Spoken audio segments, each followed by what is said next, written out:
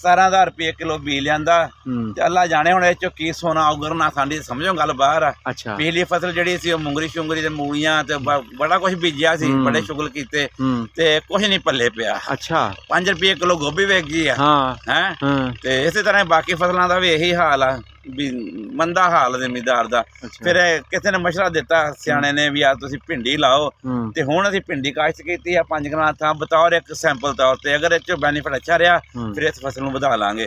असल मेरा मिशन जिहड़ा ना वो बागबानी है। अच्छा बागबानी आ जिहड़े पौधे लाए ना ये एक हफ्ता पहले असीं मुंतकिल कीते आ। हम्म, ये काठे आ मेरे अपने हत्थों दी पनीरी लाई आ। हम्म, ये हुण मैं काठे लाए आ ते ये तकरीबन 1 साल तो बाद ना एक कलम करन दे काबिल हो जाणगे। अच्छा मैं कहा भी काठा बूटा ज़ाया हो जा, बूटा एक सुक्का खड़ा विच काठा। हाँ काठा सुक जाए तो कोई डर नहीं, हम्म, अगर कलम भी सुक जाए ना तो हाँ। फिर ना बागबान नूं बहुत टेंशन हुंदी है। टेंशन क्योंकि 300-400 रुपए का बूटा, चलो मेरे तो अपने आ, हम्म, मैनूं तो एड्डी परेशानी कोई नहीं। मेरा तो 200 बूटा छोटा भी खड़ा, हम्म, अगले साल वो भी एड्डा हो गया। मैं तो वो अगला किला ਉਹਦੇ 'ਚ ਲਾ ਦੇਣੇ ਆ। हम्म, ਇਹ ਮੇਰਾ ਮਿਸ਼ਨ ਹੈਗਾ ਕਿ ਮੈਂ 4-5 ਸਾਲ ਤੋਂ ਬਾਅਦ ਨਾ ਇਦਾਂ ਦੇ ਬੂਟੇ ਤਿਆਰ ਕਰਕੇ ਨਾ हम्म, ਕਲਮੀ हम्म, ਤੇ ਮੈਂ ਜ਼ਿੰਮੇਦਾਰੀ ਤੋਂ ਜਾਨ ਛੁਡਾਵਾਂ। अच्छा ਸਕੂਲ ਡਿਊਟੀ ਦੇਵਾਂ, 4-5 ਸਾਲ ਮੇਰੀ ਨੌਕਰੀ ਰਹਿ ਗਈ ਆ, हम्म, ਪੈਨਸ਼ਨ ਲੈ ਕੇ ਤੇ ਮੈਂ ਚੁੱਪ ਕਰਕੇ ਮੰਜੀ ਡਾ ਕੇ ਇੱਥੇ ਬਹਿ ਜਾਵਾਂ ਹੂੰ। ਤੇ ਮਿਹਨਤ ਮਜ਼ਦੂਰੀ ਕਰਨ ਨਾਲੋਂ ਬਿਹਤਰ ਆ ਕਿ 4 ਹੋਕਰੇ ਮਾਰਤੇ हम्म, ਤੇ ਜਿਹੜੇ ਹੈਗੇ ਕਾਂ ਬਗਲੇ ਵਗੈਰਾ ਉਡਾ ਛੱਡੇ ਤੇ ਆਪਦੀ ਨਾ ਇਹ ਬਾਗ ਜਿਹੜਾ ਹੋਇਆ ਇਹਨੂੰ ਵੇਚ ਦਿੱਤਾ ਤੇ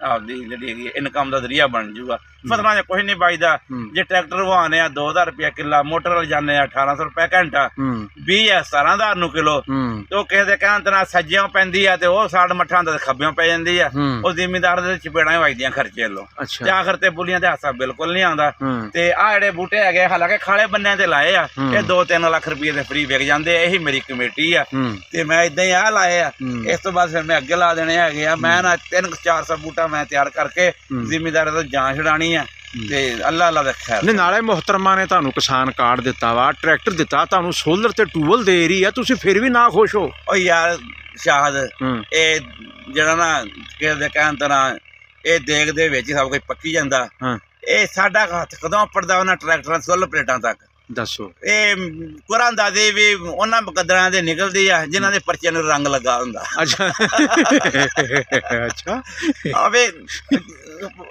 ਜਾਂ ਸਾਡੇ ਮੁਕੱਦਰਾਂ 'ਚ ਹਾਰ ਹੀ ਆ। ਅੱਛਾ ਸਾਨੂੰ ਕਹਿੰਦੇ ਟਰੈਕਟਰ ਸਾਡੇ ਦੇ ਉੱਪਰ ਦੇ ਟਰੈਕਟਰ ਅੱਛਾ ਉੱਪਰ ਨਿਕਲੂਗਾ ਘੋੜੀਪਾਲ ਦਾ, ਅੱਛਾ ਨੰਬਰਦਾਰ ਦਾ, ਹਾਂ ਤਹਿਸੀਲਦਾਰ ਦਾ, ਅੱਛਾ, ਕਾਨੂੰਗੋ ਦਾ, ਕਾਨੂੰਗੋ। ਪਟਵਾਰੀ ਦਾ। ਅੱਛਾ ਟਰੈਕਟਰ ਤਾਂ ਉਹਨਾਂ ਦੇ ਨਿਕਲਣੇ। ਹੂੰ ਸਾਨੂੰ ਸਾਡੇ ਮੁਕੱਦਰਾਂ ਵਿੱਚ ਉਹ ਪਰਚੀਆਂ ਕਿੱਥੇ ਹੈਗੀਆਂ। ਅੱਛਾ ਅੱਛਾ ਹਾਂ ਅੱਛਾ ਤੇ ਅਸੀਂ ਤਾਂ ਬਸ ਇਹ ਆ ਵੀ ਮੋਲੀ ਭਾਵਾਂਗੇ ਤੇ ਮੋਲੀ ਖਾਵਾਂਗੇ। ਚਲੋ ਕਿਤੇ ਤਾਂ ਬਹਾਰ ਆਊਗੀ ਨਾ। ਬਸ ਇਨਸ਼ਾਅੱਲਾ ਬਹਾਰ ਆਈ ਪਈ ਆ। ਆਈ ਆ ਦਿਲੋਂ ਪਈ। ਬੰਦਾ ਜਦੋਂ ਬੰਦਾ ਨੀਤ ਤੋਂ ਧਾਰ ਲਵੇ ਨਾ ਹਾਂ ਕਿ ਇਹ ਮੰਜ਼ਿਲ ਹਾਸਲ ਕਰਨੀ ਆ ਹਾਂਜੀ ਤੇ ਬੰਦਾ ਤਾਂ ਪਹਾੜਾਂ ਨੂੰ ਮੱਥਾ ਲਾ ਲਵੇ ਤੇ ਉਹ ਬੰਦਾ ਜ਼ੇਰ ਕਰ ਲੈਂਦਾ। ਹਾਂਜੀ ਤੇ ਇਹ ਤਾਂ ਪਿਉਂਦਕਾਰੀ ਮੈਂ ਆਪ ਕਰ ਲੈਣਾ, ਹਾਂ ਪਨੀਰੀ ਮੈਂ ਆਪ ਬੀਜ ਲੈਣਾ, ਬੀਜ ਲੈਂਦਾ। ਮੁੰਤਕਲੀ ਮੈਂ ਆਪ ਕਰ ਲੈਣਾ। ਕਰ ਲੈਂਦਾ। ਉਹ ਮਕਾਨ ਦੇ ਵਿੱਚ ਮੇਰਾ ਖੁਰਪਾ, ਰੰਬਾ, ਦਾਤੀ, ਹੂੰ ਜਿਹੜਾ ਮੇਰਾ ਮਤਲਬ ਵੀ ਉਸ ਤਰ੍ਹਾਂ ਨੇਰਨਾ ਸਾਰਾ ਨਾ ਹਾਂ। ਉਹ ਮੇਰਾ ਉਸ ਕਮਰੇ 'ਚ ਪਿਆ, ਕਮਰੇ 'ਚ। ਕੜਾਈਆ ਪਿਆ। ਹਾਂ ਤੇ ਇਹ ਬੂਟੇ ਜਿਹੜੇ ਵੈਸੇ ਇਹਨਾਂ ਨੂੰ ਕਾਂ ਤਰਾਂਜ ਸੋਕ ਕੱਟ ਕਟਈਆ ਨਾਲ ਇੱਕ ਕਟਰ ਰੱਖਿਆ ਹੂੰ ਤੇ ਇਹਨਾਂ ਦੀ ਸੋਕ ਵਗੈਰਾ ਜਿਹੜੀ ਹੁਣ ਬਟੂਰ ਹੀ ਨਿਕਲਣਾ, ਬਟੂਰ ਲੱਗਦਾ ਪਿਆ ਹਾਂ ਤੇ ਇਹਨਾਂ ਵਿੱਚੋਂ ਕੋਈ ਬਟੂਰ ਬਣਨਾ। ਹੁਣ ਪੌੜੀ ਲਾ ਕੇ ਤੇ ਸਾਰਾ ਬਟੂਰ ਕੱਟਾਂਗੇ ਹੂੰ, ਜਾਂ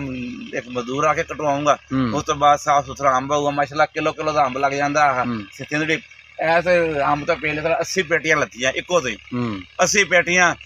ਉਹ 800 ਨੂੰ ਵੀ ਪੇਟੀ ਜਾਵੇ ਤਾਂ 70,000 ਦੀ ਇੱਕ ਬੂਟਾ ਇੱਕ ਬੂਟਾ। ਤੇ ਮਾਸ਼ਾ ਲੈਣ ਵਾਲੇ ਨੇ ਕਹਿਣਾ ਯਾਰ ਇਹਨੂੰ ਦੇ ਦੇ ਯਾਰ, ਤੇ ਜਿਹੜਾ 5-7-10,000 ਰੁਪਇਆ ਲੈਣਾ ਲੈ ਲਾ। ਲਾ ਲਾ ਸਾਡੇ ਕੋਲ ਵਪਾਰੀ ਐਵੇਂ ਝੰਬ ਝੁੰਬ ਲੈਂਦੇ ਆ ਹੂੰ, ਤੇ ਬਾਅਦ ਦੇ ਵਿੱਚ ਜਨਾਬ ਅਗਲੇ ਉਹ ਤੇ ਸਟicker ਲਾ ਕੇ ਹੂੰ, ਤੇ ਪੇਟੀ ਪੈਕ ਕਰਕੇ ਤੇ ਆਪਦੀਆਂ ਮੌਜ ਮਸਤੀਆਂ ਕਰਦੇ ਆ। ਜ਼ਿਮੀਂਦਾਰ ਅਗਾਂਦਾ, ਵਪਾਰੀ ਖਾਂਦਾ, ਮੌਜਾਂ ਕਦੋਂ ਪਾਰਟੀਆਂ ਮੌਜਾਂ ਪੀਆਂ ਕਰਦੇ। ਲਓ ਜੀ ਨਾਜ਼ਰੀਨ, ਬੜਾ ਤਬਸਰਾ ਤੁਸੀਂ ਸੁਣ ਲਿਆ, ਸਬਜ਼ੀ ਤੋਂ ਲੈ ਕੇ ਫਸਲਾਂ ਤੱਕ, ਹਕੂਮਤ ਦੀਆਂ ਗੱਲਾਂ ਵੀ ਸੁਣ ਲਈਆਂ, ਕਿਸਾਨ ਕਾਰਡ ਦੀਆਂ ਵੀ, ਟਰੈਕਟਰ ਦੇ ਮੁਤਲਕ ਵੀ ਜਾਣਕਾਰੀ ਵੇਖ ਲਈ ਹੈ। ਤੇ ਨੈਕਸਟ ਵੀਡੀਓ ਤੱਕ ਸਾਨੂੰ ਇਜਾਜ਼ਤ ਦਿਓ ਜੀ। ਅੱਲਾ ਹਾਫਿਜ਼।